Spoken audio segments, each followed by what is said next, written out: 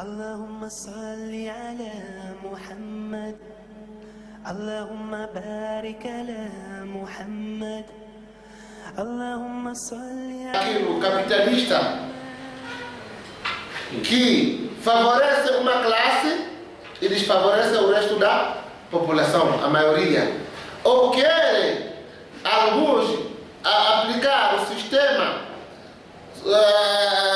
do socialismo que só favorece ao governo, o povo, mesmo que você seja inteligente como, mesmo que você seja o que você for, você não consegue sair de um nível para outro nível. Tá exemplo concreto, aqui Cuba, perto, aqui no Caribe. O que é que Cuba hoje é? Você vai ver, quase 99% da população cubana é alfabetizada. Isto é, todos têm formação, engenheiro, médico, não sei lá o que, mas o que é que Cuba tem hoje? Médico, você apenas está fazendo, está vendendo o quê? Sanduíche na rua. Um médico do hospital, que podia estar no hospital ganhando bem, também ajudando outras pessoas, está ali na rua valendo como um gari. Esta é a realidade que se vive no mundo, wallahi. Então não há nenhum sistema financeiro que possa ajudar que as pessoas que estejam na miséria sair da miséria para uma vida estável, além do sistema financeiro islâmico que obriga os ricos a pagarem 2,5% dos bens que ele tem. Imagine se os ricos pagassem isso tudo. O que é que teríamos alguém pobre no mundo? Não teríamos. Mas temos pessoas dormindo debaixo de viadutos, pessoas dormindo na rua de qualquer maneira, debaixo de chuva, neve, frio, não sei lá quanto. Por quê? Porque tem pessoas que acumulam bens e ganham ainda muito mais, e aqueles bens, ainda aquilo é para eles, e a tendência é de fazer crescer para que a outra classe só fica o resto da vida servindo a eles. Por isso mesmo o profeta sallallahu alaihi wasallam, vejam lá a beleza do Islã. Para aquela pessoa que tem dinheiro, o profeta sallallahu alaihi wasallam diz o quê? Para quem tem dinheiro, não deixa esse dinheiro guardado até que o zakat devore o dinheiro. Como que o zakat pode devorar o dinheiro? Você tem 1 milhão de reais guardado, por exemplo. Chega o ano, tem que tirar quanto? 25 mil. 25. Vai ficar 975. E se passar, tem que tirar 950. Então aquilo que chama o zakat vai demorando, o seu dinheiro até que um dia venha ficar sem nada. Então o profeta sallallahu alaihi wasallam incentiva para que o dinheiro seja investido, e nesse investimento cria postos de emprego para muçulmanos que necessitam sair da pobreza. Mas o que nós estamos vivendo hoje em dia, vocês já servem de testemunha o que o mundo hoje atravessa. Por exemplo, vamos lá pegar num país só islâmico, Líbia. Quando estava lá o Gaddafi no poder, quanta fortuna ele não deixou nos bancos do povo? Muito. Mesmo se ele tivesse mansões pelo mundo. se estivesse em vida, mesmo vivendo mais 100 anos, conseguiria aquilo consumir ou gastar todo aquele dinheiro? Não. Então, qual era a maneira certa daquele dinheiro? Cria postos de emprego no país para tirar a população da pobreza, da miséria. Essa é a maneira certa. Então temos países islâmicos, países árabes, que são donos de petróleo, não sei o que, mas o dinheiro está onde? Está guardado nos bancos europeus. E esse dinheiro está sendo acumulado para nada. Quanto dinheiro do muçulmano não foi congelado, principalmente depois da tragédia de 11 de setembro. Então, por causa disso, a gente não consegue sair da miséria que a gente vive. Tem pessoas vivendo na rua, tem pessoas passando necessidade, precisando de comida, uma refeição pelo menos por dia, e apanha lá. Muita gente cozinha uma quantidade de comida, não consegue comer e joga no lixo. É isso que tem que se viver. É assim que Allah subhanahu wa ta'ala nos ensinou. É assim que o profeta sallallahu alaihi wasallam nos ensinou na vida. Allah subhanahu wa ta'ala diz: "Kulu washrabu wa la tusrifu, innahu la yuhibbu al-musrifin." Comei e bebei e não esbanjai, porque não aprecia os esbanjadores. Então tudo faz-se numa medida, numa maneira bem equilibrada, de modo que você não se prejudicar e nem prejudicar outras pessoas. Então, por causa disso, que nós falamos, daquele exemplo que o profeta sallallahu alaihi wasallam viu pessoas com barrigas grandes por causa de juros. Então temos essas situações que nós hoje em dia estamos vivendo. Muita gente quer ter casa, não tem como ter casa. Muita gente quer ter carro, não tem como ter carro. E se ele se mete nesse negócio, o que vai sobrar aí é toda a parte da sua vida pagando dívidas. Estou mentindo, gente? Não. Estou mentindo. Não é isso que acontece. Uma casa que podia ser paga por 150, acaba pagando por 450 mil em 20 anos. Tudo isso por causa de quê? Se a riqueza é nossa. O profeta sallallahu alaihi wasallam diz o quê? An-nas shuraka fi thalatha. Que as pessoas, os humanos, são sócios em 3 coisas. O quê? Primeira coisa é al-ma, a água. Segunda coisa é an-nar, o fogo. Terceira coisa é al-rushd, ou al-kala, a vegetação. Somos sócios. Eu pergunto, temos um rio qualquer, vamos na represa de Guarapiranga, ou represa de Birim, represa, não sei, de Riacho Grande, qualquer represa que vocês conhecem por aqui em São Paulo. Pertence a quem? Pertence a alguém? Aquela represa? Não. Pertence a quem? A nós todos. Mas como é que hoje em dia existem pessoas que ainda vivem sem água potável? Como é possível hoje existirem pessoas, casas que ainda não têm água encanada? Se o profeta sallallahu alaihi wasallam está falando que nós somos sócios em 3 coisas. Uma das coisas é a água. A segunda coisa, o fogo. E quando o profeta sallallahu alaihi wasallam falou de fogo, naquele tempo, mas nesse tempo que nós estamos, pode-se usar já um outro termo, que é a energia. Gás encanado. A energia é fogo. Isso que nós estamos aqui, nos beneficiando da clareza dela, é o quê? Não é fogo, mas é um fogo trabalhado. Isso. Por isso, quando há curto-circuito, o que acontece? Fogo. É fogo mesmo. Então, o profeta sallallahu alaihi wasallam diz que pessoas são sócios no fogo. Faz sentido hoje existir pessoas que vivem sem energia? Não. Faz sentido isso? Não. A vegetação já engloba tudo. Todo tipo de classe de planta que existe na vegetação, seja ela madeirável, ou frutífera, ou trepadeira, ou de qualquer tipo de planta. Faz sentido hoje existir alguém que não tenha uma cama, porque não tem acesso à madeira hoje. Faz sentido hoje ter alguém no mundo que não tenha comida para comer, enquanto tem muita gente com comida e come 10 vezes ainda esbanja. Faz sentido isso?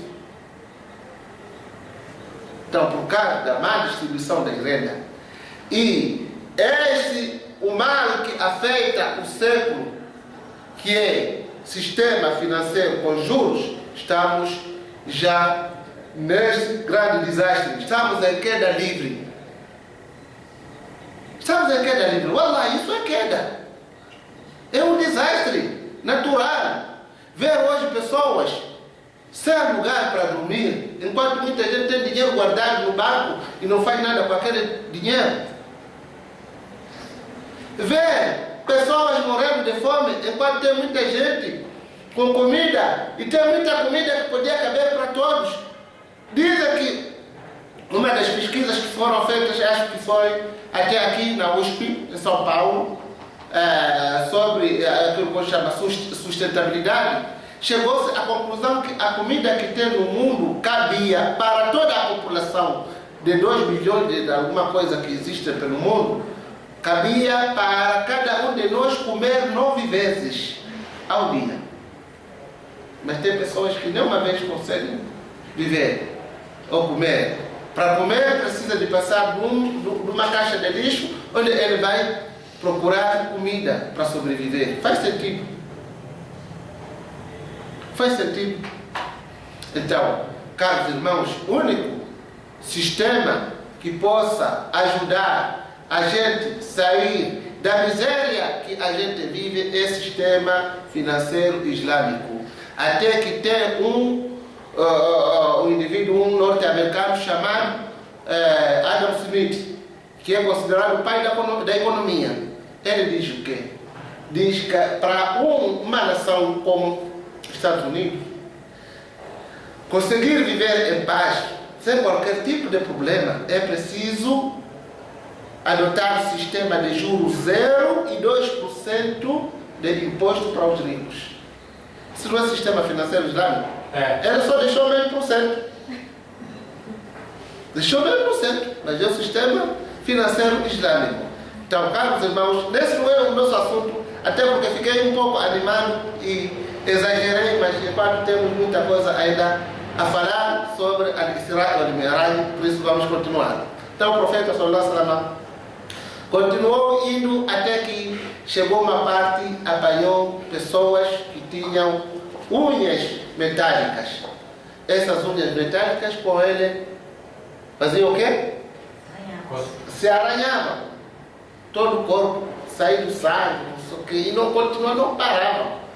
O profeta sallallahu alaihi wasallam perguntou ao Jibril alayhi salatu wassalam por que aquelas pessoas estão fazendo isso, machucando o seu próprio corpo com unhas de bronze metálicas, o que está se passando com eles? Então o Jibril alayhi salatu wassalam respondeu dizendo que este é o exemplo do seu povo que vive de calúnia e intriga.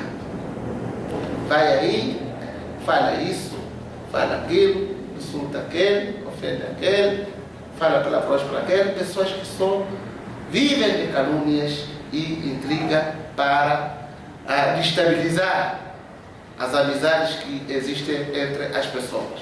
Então, esses todos são exemplos que o profeta sallallahu alaihi wasallam viveu, e não vamos citar mais além daquilo que nós citamos, que é claro que existe muita coisa, mas vamos deixar isso e vamos para o céu para vermos o que o profeta sallallahu alaihi wasallam viu lá no céu quando chegou. O profeta sallallahu alaihi wasallam chega no céu.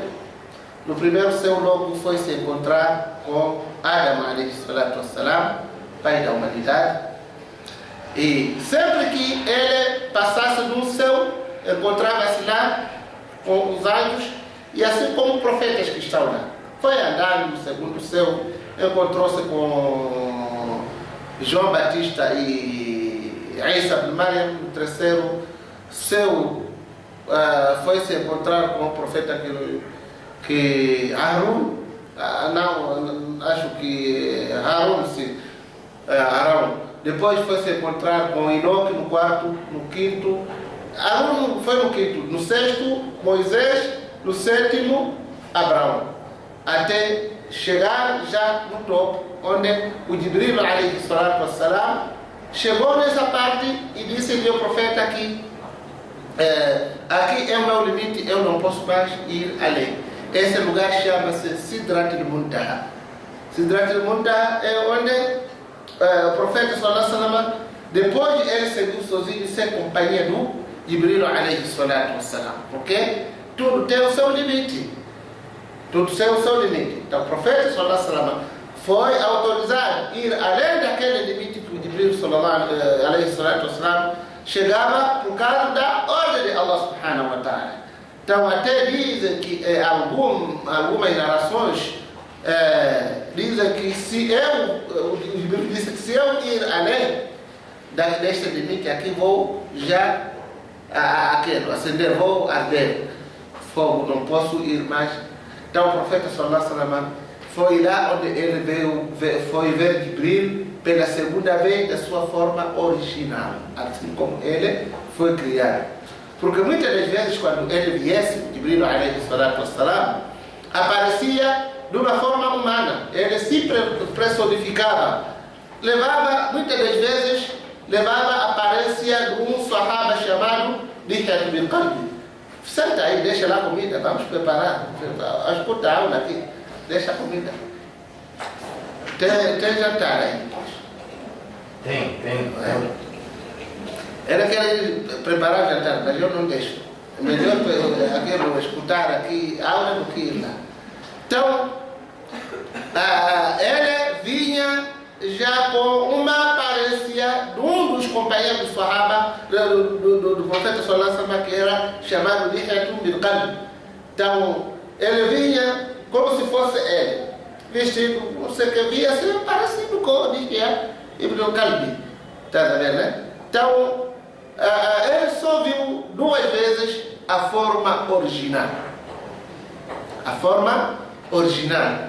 A primeira vez foi quando veio pela segunda vez dar a orientação ou a revelação que Allah subhanahu wa ta'ala deu depois da primeira vez ter sido um encontro com ele na montanha e apertou e falamos no início da revelação da mensagem do Islã. Então a segunda vez ele veio e viu com uma estatura muito maior. Imagina só, tinha 600 asas. 600, 600 asas. E esticadas essas asas cobriam todo o horizonte. Por exemplo, você olha para o horizonte, todas elas esticadas cobriam o horizonte. Foi a primeira vez que ele viu e foi ver já no Sidrat al-Muntaha, na noite de Al-Isra'i wal Mi'raj. E lá ouviu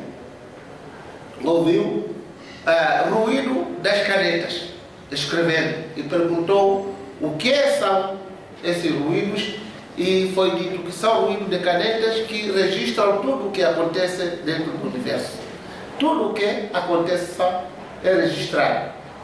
Então o Jibril alayhi salatu wassalam ficou ali e o profeta sallallahu alayhi wasallam foi até que o Corão diz: ثم دنا فتدلى فكان قاب قوسين أو أدنى فأوحى إلى عبده ما أوحى.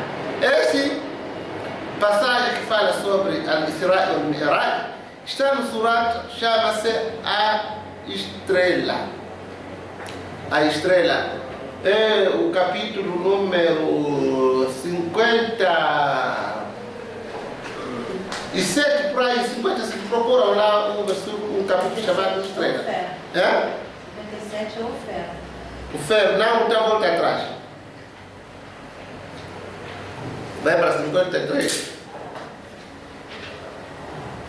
A estrela, 53. Então, 53 estrelas. Pode ler esse versículo, o capítulo, mais ou menos leiam uns 10 versículos. No princípio, Do princípio, sim. Pela estrela, quando? Vamos? Pela estrela, quando declina, o seu companheiro não se descaminhou nem se transviou. E não fala por paixão. Sua fala não é senão uma revelação a ele revelada. Sim. Ensina-lhe o anjo Gabriel a veemente em força. Possuidor de sensatez, então apareceu-lhe estático em sua imagem original. Apareceu estático na sua origem, na imagem original, que é o Jibril alayhi salatu wassalam, quando já foi no miragem com ele, é quando ele viu já aquilo que chama de uma maneira original como que ele é. Pode continuar. Enquanto eu estava no horizonte mais alto, quando estava no horizonte mais alto, 7, bom, aí já é outra. Em seguida aproximou-se e achegou-se a ele. Em seguida aproximou-se e chegou-se a ele, E ficou à distância de 2 arcos, mais próximo ainda. Ficou à distância de 2 arcos ou mais próximo ainda. Então quer dizer que o profeta Muhammad sallallahu alaihi wasallam, quando Allah subhanahu wa ta'ala diz summa dana fatadalla fakana qaba qawsayn aw adna, ficou mais próximo dele, ficou mais próximo como se fosse 2 arcos, como se fosse 2 parentes. Ou adna, ou então mais próximo que isso. Então o rei pode ler. Então ele revelou a seu servo o que ele revelou. Foi aí que Allah subhanahu wa ta'ala já revelou e falou com o seu servo Muhammad, dando o que? A prática de 5 orações. A prática de quê? 5 orações. Caro irmão, para você pensar. Para você pensar. Quando Allah subhanahu wa ta'ala instituiu a prática do jejum, onde é que Allah instituiu? Quando o profeta estava aqui aqui na terra. A prática do zakat aqui na terra, o hajj aqui na terra, e a prática da oração. Onde é que foi receber esta ordem, profeta? No céu. Lá no alto, no 7º céu, onde ele ficou muito próximo do seu Senhor, e foi dado esta orientação que a partir de já você está ordenado a fazer salat ou orações diárias 5 vezes ao dia. Se Allah subhanahu wa ta'ala valorizou tanto e foi dar ao seu mensageiro lá no alto, por que nós muçulmanos não valorizamos a oração? Muitos de nós não fazemos as orações, e se fizermos orações, fizemos de qualquer maneira, sem concentração. Alguns fazem ao dia uma oração, outros nem uma oração, outros 2, outros 3. Olha, veja o valor que Allah subhanahu wa ta'ala deu à oração, ao ponto de ele ter chamado o profeta sallallahu alaihi wasallam para lá no alto para receber esta grande obrigação. E nós já acompanhamos, acho que muita gente aqui esteve no seminário da semana passada, quando o chefe falou que o profeta, quando estava na agonia da morte, ele começou a aconselhar a prática do salat, dizendo as-salat wa ma malakat aymanukum. Oração, pratique oração e trate bem aquilo que está em vossa posse. Naquela altura se referia aos escravos. Aos escravos. Pratique a salat e trate bem esses escravos. Então, tudo isso nos mostra a grande importância que a oração tem, caros irmãos. Vamos aqui nos comunicar com Allah subhanahu wa ta'ala através da oração. Por isso, os teólogos dizem, quem quer se comunicar com Allah, então que pratique a oração. E o profeta ainda sallallahu alaihi wasallam diz que a posição em que o indivíduo fica mais próximo do seu Senhor é quando ele está prostrado, quando a sua testa está na terra, prostrado para o seu Senhor. Esta é a posição que fica mais próximo do seu Senhor. E quem quer que Allah fale com ele, então que recite o Corão. Mas a gente não faz salat, a gente não recita o Corão, a gente está envolvido e mergulhado na vida terrena que não nos vale absolutamente nada, preocupado em preparar o mundo. Nós não estamos a condenar para que você não trabalhe. Pode trabalhar, pode fazer uma ação, pode fazer tudo, mas não seja a causa de você se distanciar do teu Senhor. Porque amanhã vai morrer, vai deixar a sua mansão, vai morrer, vai deixar seu emprego, vai morrer, vai deixar seu dinheiro no banco, vai morrer, vai deixar tudo. O que é que vai te valer além das suas ações? Nada vai te valer além das suas ações. Então, procure se comunicar com Allah, se conectar diariamente com Allah 5 vezes ao dia. 5 vezes ao dia não é nada. Cada oração, o máximo que pode levar é de 10 a 7 minutos, dependendo de cada um dos líderes daquela oração. Então, por que isso vai trazer peso para nós? O que custa cada dia você fazer agenda e incluir aí na sua agenda a leitura do Corão? Assim como você inclui na sua agenda a novela, assistir futebol, não sei, assistir Big Brother Brasil, a Fazenda, por que você tudo isso tem agendado e não tem agenda para a leitura do Corão? Custa alguma coisa? وقال الرسول يا رب إن قوم اتخذوا هذا القرآن مهجورا. E o profeta se queixa do teu Senhor, do seu Senhor, dizendo: oh meu Senhor, certamente que o meu povo abandonou a leitura deste Corão. Então o abandono do Corão pode se concretizar na leitura. O abandono do Corão pode também ser na prática daquilo que o Corão ordena. Muita coisa, caros irmãos. Para pensar. Para pensar. O mundo não é seu. Tudo o que Allah subhanahu wa ta'ala lhe mostrou, o profeta Muhammad, das grandes criaturas no céu, tanto aqui na terra, como também o que você vive das criaturas. Wallahi, não há nada o que não invoca o nome de Allah subhanahu wa ta'ala. As montanhas, os mares, os oceanos, os rios, as plantas, os bichos, os animais, tudo isso sempre está em constante glória a Allah subhanahu wa ta'ala. Estão glorificando Allah subhanahu wa ta'ala diariamente. Só o homem é que não faz isso. E se você não acredita naquilo que a gente diz, a gente vai trazer prova para ti. Allah subhanahu wa ta'ala diz: وَإِن مِّن شَيْءٍ إِلَّا يُسَبِّحُ بِحَمْدِهِ وَلَكِنْ لَا تَفْقَهُونَ تَسْبِيحَهُ. Não há nada o que está na terra que não invoca o nome de Allah subhanahu wa ta'ala, que não enaltece Allah, que não glorifica Allah, mas infelizmente você não entende de que maneira eles invocam.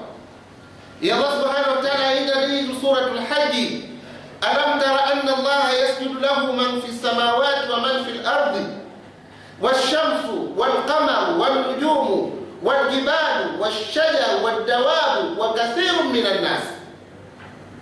Acaso não vê que Allah subhanahu wa ta'ala, ou não, acaso não vê que diante de Allah subhanahu wa ta'ala prostra tudo o que está no céu e o que está na terra? O sol, a lua, as estrelas, as montanhas, as plantas, os animais e muitos dos homens fazem isso. Só alguns dos homens que não fazem. Então tudo isso está em constante adoração a Allah subhanahu wa ta'ala. E ainda Allah subhanahu wa ta'ala vem nos informar no Surah An-Nur: أَلَمْ تَرَ أَنَّ اللَّهَ يُسَبِّحُ لَهُ مَنْ فِي السَّمَاوَاتِ وَمَنْ فِي الْأَرْضِ وَالطَّيْرُ صَافَّاتٍ كُلٌّ قَدْ عَلِمَ صَلَاتَهُ وَتَسْبِيحَهُ وَاللَّهُ عَلِيمٌ بِمَا يَفْعَلُونَ. Acaso não vê que Allah é glorificado por tudo aquilo que está no céu e tudo aquilo que está na terra? Mesmo os pássaros que estendem suas asas e ainda recolhem, estão glorificando Allah subhanahu wa ta'ala. E Allah subhanahu wa ta'ala ensinou cada um desses seres como glorificar a Ele. E Allah subhanahu wa ta'ala melhor sabe o que eles fazem.